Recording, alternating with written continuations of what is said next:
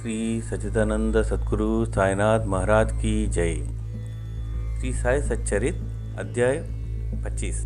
दामू अण्णा कासार, अहमदनगर के रूई और अनाज के सौदे, आम्रलीला। प्राकदन, जो अकारण ही सभी पर दया करते हैं तथा समस्त प्राणियों के जीवन व आश्रयदाता हैं, जो परब्रह्म के पूर्ण अवतार हैं, ऐसे अहेतुक दया सिंधु और महान योगीराज के चरणों में साष्टांग प्रणाम कर अब हम यह अध्याय आरंभ करते हैं। श्री साई की जय हो।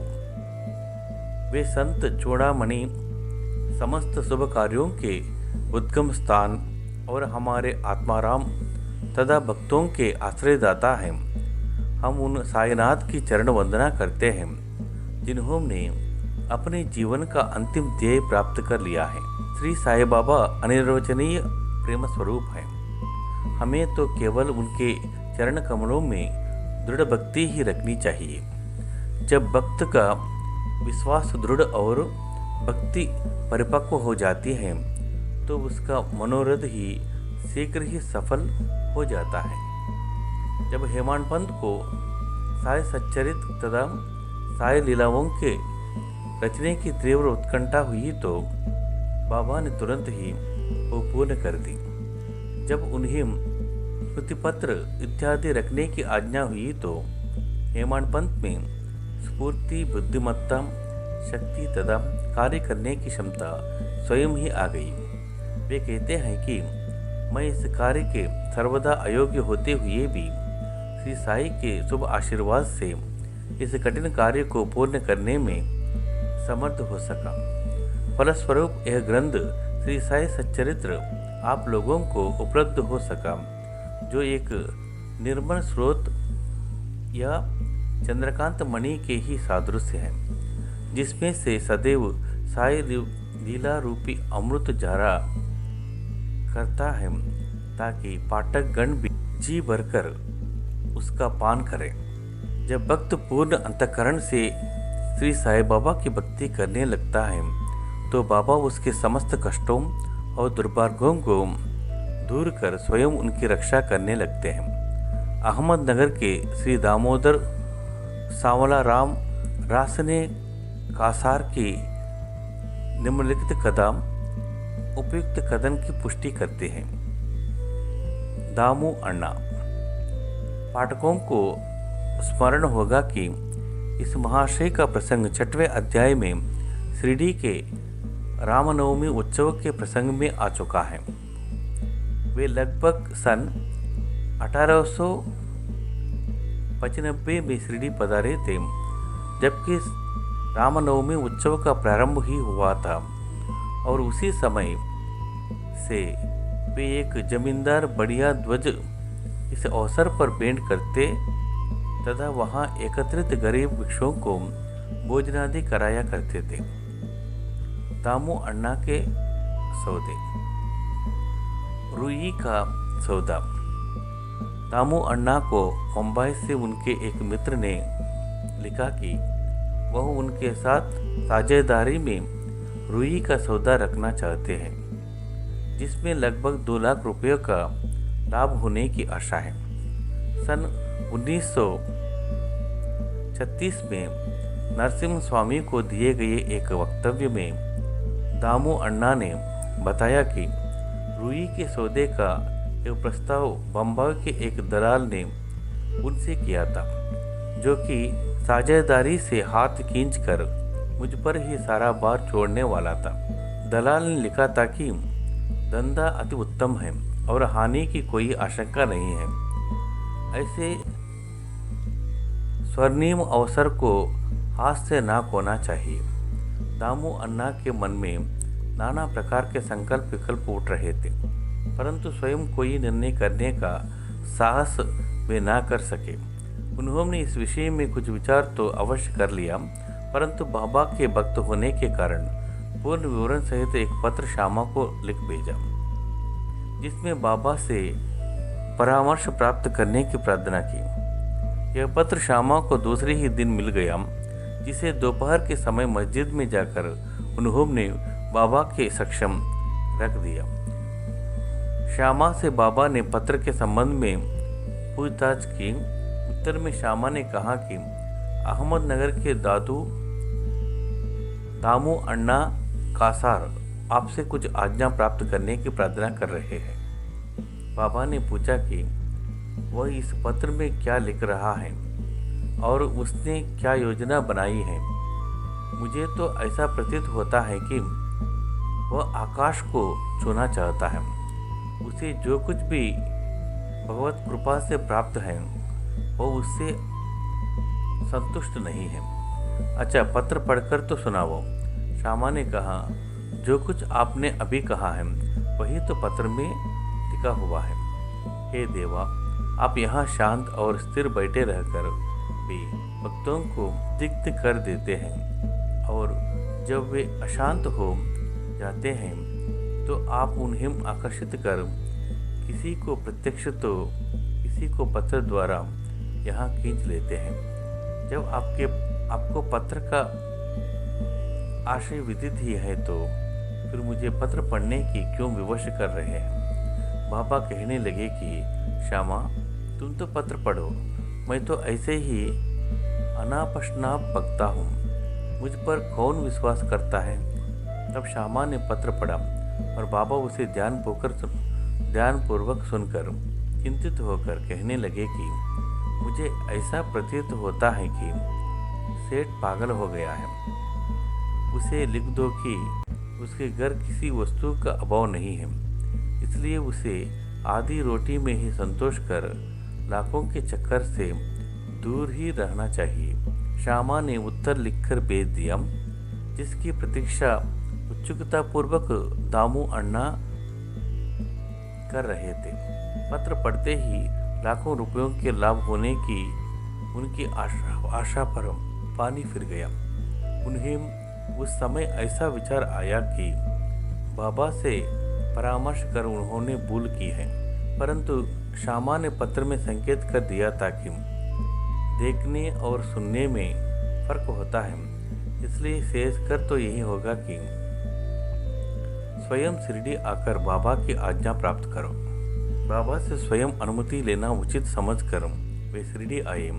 बाबा के दर्शन कर उन्हें चरण सेवा की, परंतु बाबा के सम्मुख सौदे वाली बात करने का साहस वे ना कर सके।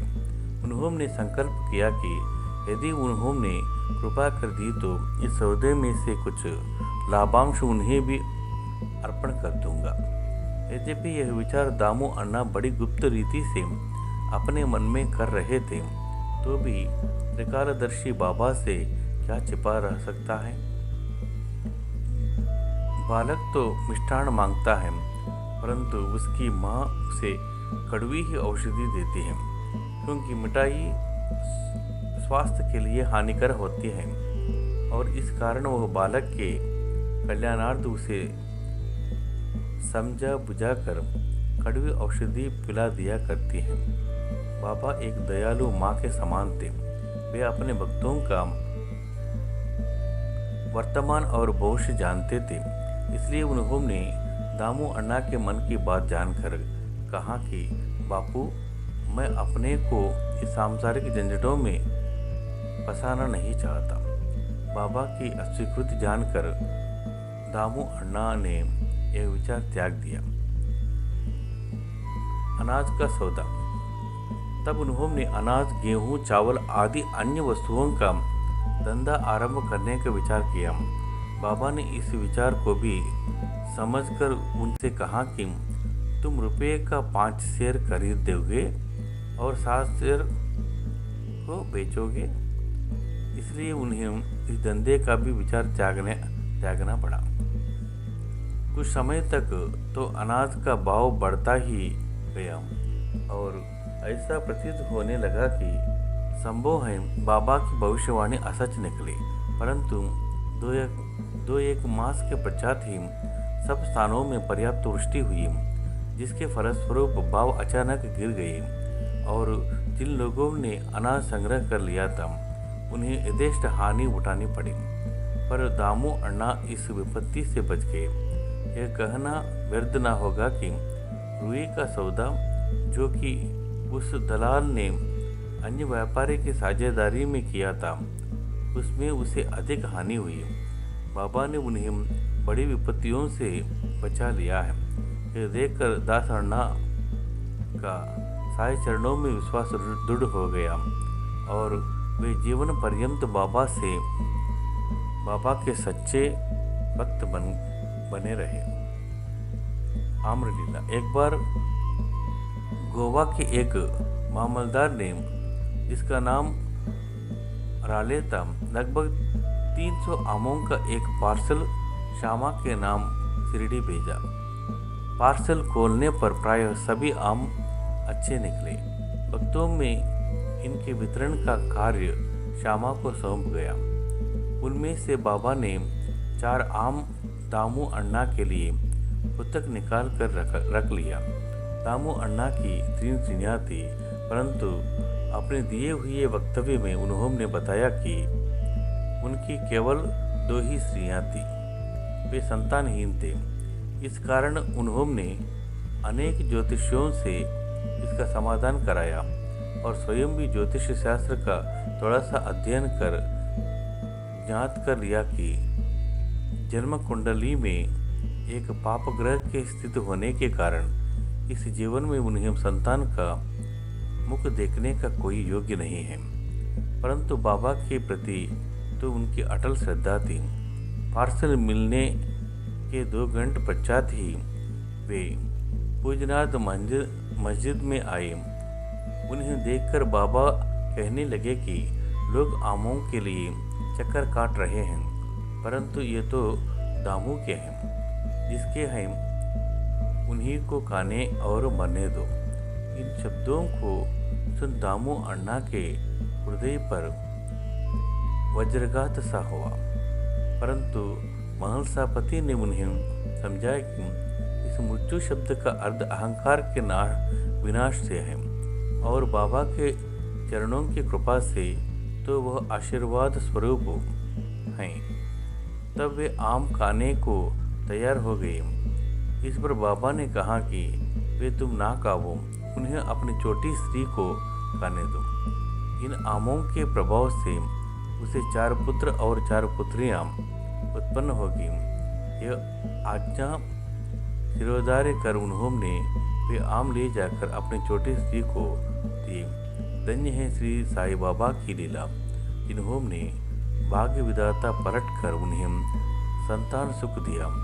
बाबा की स्वेच्छा से दिए वचन सत्य हुए, ज्योतिषियों के नहीं। बाबा के जीवन काल में उनके शब्दों ने लोगों में अधिक विश्वास और महिमा स्थापित की, परंतु महान आश्चर्य है कि उनके समाधिस्थ होने की उपरांत भी उनका प्रभाव पूर्ववत ही है। बाबा ने कहा कि मुझ पर पूर्ण विश्वास रखो, यद्यपि मैं देह त्याग भी कर दूंगा, परंतु फिर भी मेरी अस्थियां आशा और विश्वास का संचार करती रहेगी। केवल मैं ही नहीं, मेरी समाधि भी वार्तालाप करेगी, चलेगी फिरेगी और उन्हें आशा का संदेश पहुंचाती रहेगी, जो अनन्य भाव से मेरे शरणगत होंगे। निराश ना होना कि मैं तुम्हें विदा हो जाऊंगा। तुम सदैव मेरी अस्थियों को भक्तों के कल्याणार्थ ही चिंतित पाओगे। यदि मेरे निरंतर स्मरण और मुझ पर दृढ़ विश्वास रखोगे तो तुम्हें अधिक लाभ होगा। प्रार्थना। एक प्रार्थना कर हेमाड पंत यह अध्याय समाप्त करते हैं। हे साई सद्गुरु, भक्तों के कल्पतरु, हमारी आपसे प्रार्थना है कि आपके अभय चरणों की हमें कभी विस्मृति ना हो। आपके श्री चरण कभी भी हमारी दृष्टि से ओझल ना हो। हम इस जन्म मृत्यु के चक्र से संसार में अधिक दुखी हैं। अब दया कर इस चक्र से हमारा शीघ्र उद्धार कर दो। हमारी इंद्रियां जो विषय पदार्थों की ओर आकर्षित हो रही हैं, उनकी बाह्य प्रवृत्ति से रक्षा कर उन्हें अंतर्मुख बनाकर हमें आत्मदर्शन के योग्य बना दो। तब तक हमारी इंद्रियों की बहिर्मुखी प्रवृत्ति और चंचल मन पर अंकुश नहीं है, तब तक आत्म साक्षात्कार की हमें कोई आशा नहीं है। हमारे पुत्र और मित्र कोई भी अंत में हमारे काम ना आएंगे। हे साई, हमारे तो एकमात्र तुम ही हो जो हमें मोक्ष और आनंद प्रदान करोगे। हे प्रभु, हमारी तर्क वितर्क तथा अन्य कुप्रवृत्तियों को नष्ट कर दो। हमारी जिह्वा सदैव तुम्हारे नामस्मरण का स्वाद लेती रहे। हे साई, हमारे अच्छे बुरे सब प्रकार के विचारों को नष्ट कर दो। प्रभु, कुछ ऐसा कर दो कि जिससे हमें अपने शरीर और गृह में आसक्त ना रहे। हमारा अहंकार सर्वदा निर्मूल हो जाए और हमें एकमात्र तुम्हारे ही नाम की स्मृति बनी रहे और शेष सबका विस्मरण हो जाए। हमारे मन की अशांति को दूर कर उसे स्थित और शांति करो। हे साई, यदि तुम हमारे साथ अपने हाथ में ले लोगे तो अज्ञान रूपी रात्रि का आवरण शीघ्र दूर हो जाएगा और हम तुम्हारे ज्ञान प्रकाश में सुखपूर्वक विचारण करने लगेंगे। यह जो तुम्हारा लीलामृत पान करने का सौभाग्य हमें प्राप्त हुआ तथा जिसने हमें अखंड निद्रा से जागृत कर दिया है, यह तुम्हारे ही कृपा और हमारे गत जन्मों के शुभ कर्मों का ही फल है।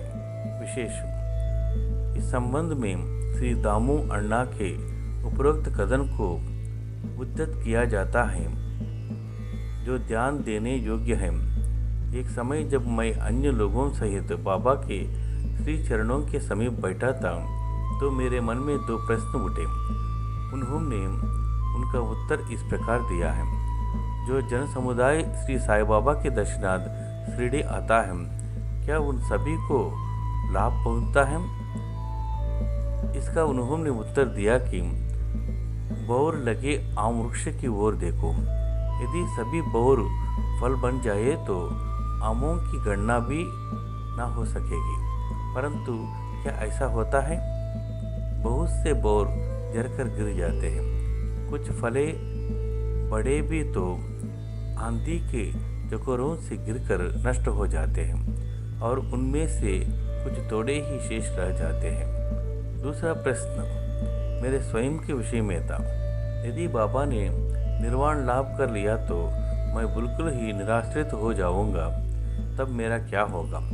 इसका बाबा ने उत्तर दिया कि जब और जहाँ भी तुम मेरे स्मरण करोगे, मैं तुम्हारे साथ ही रहूँगा। इन वचनों को उन्होंने सन 1918 के पूर्व भी निभाया और 1918 के पश्चात आज भी निभा रहे हैं। वे अभी भी मेरे ही साथ रहकर मेरा पद प्रदर्शन कर रहे हैं। इस घटना लगभग 1910-11 की है। उसी समय मेरा भाई मुझसे पृथक हुआ और मेरी बहन की मृत्यु हो गई। मेरे घर में चोरी हुई और पुलिस जांच पड़ताल कर रही थी। इन्हीं सब घटनाओं ने मुझे पागल सा बना दिया था। मेरी बहन का स्वर्गवास होने के कारण मेरे दुख का पारावाह ना रहा और जब मैं बाबा की शरण गया तो उन्हें अपने मधुर उपदेशों से मुझे सांत्वना देकर अप्पा कुलकर्णी के घर पूर्णपोली कलाई तथा मेरे मस्तक पर चंदन लगाया। जब मेरे घर चोरी हुई और मेरे ही एक 30 वर्षीय मित्र ने मेरी स्त्री के गहनों का संदूक जिसमें मंगलसूत्र और नद आदि थे चुरा लिए, तब मैंने बाबा के चित्र के समक्ष रोदन किया और उसके दूसरे ही दिन वो व्यक्ति स्वयं गहनों का संदूक मुझे लौटाकर क्षमा प्रार्थना करने लगा। श्री सद्गुरु साईनाथ अर्पणमस्तु। शुभम भवतु।